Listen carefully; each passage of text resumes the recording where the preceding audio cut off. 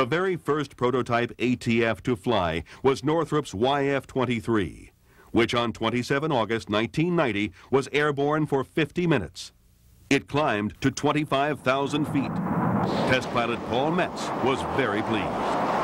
At brake release, the pilot comes right up to military power.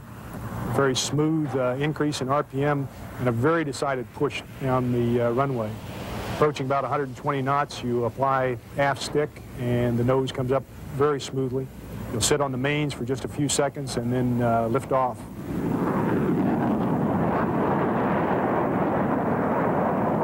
Once you're airborne, it's a real rocket.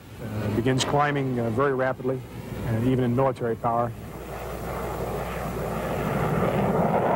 Right off the bat, it was obvious from the minute I lifted off the ground, we had something special here. Okay, I got Ghost 5 up loud and clear and radar contact. It flies with the best of the best in terms of handling quality. It's just solid as a rock out here, Paul.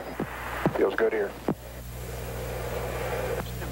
The first landing that you make in an airplane is the one that you worry about the most at night before you ever do it.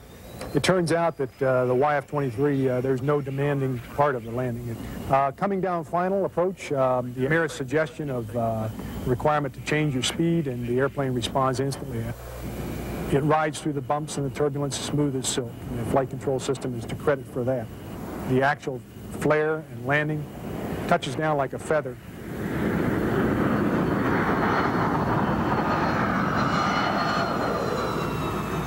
This airplane, I believe, has the capability of having over 6,000 individual parameters monitored. I kind of stopped short of measuring my heartbeat, but outside of that, just about everything in the airplane is measured, monitored, and either relayed back to the ground control station through a telemetry system very similar to what we use in the space shuttle program, or recorded on board in a magnetic tape system that's on the airplane.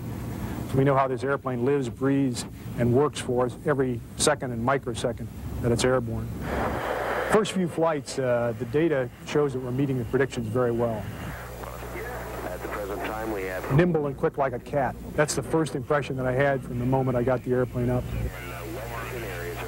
Two instances come to mind. I can remember distinctly the chase pilots having to go to afterburner to stay with me with my landing gear down, their landing gear up, and I'm not even using afterburner.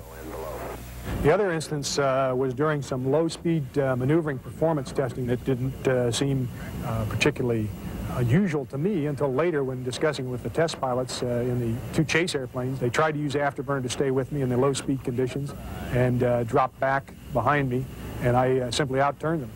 back to the left.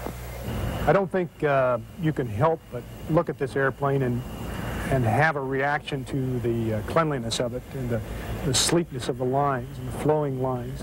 It's striking in its appearance and it's striking in its performance. There's a cliche amongst the aircraft designers. I think Marcel Dassault was the first to say that if an air looks good, it'll fly good. And this airplane looks good, and I can assure you it flies good.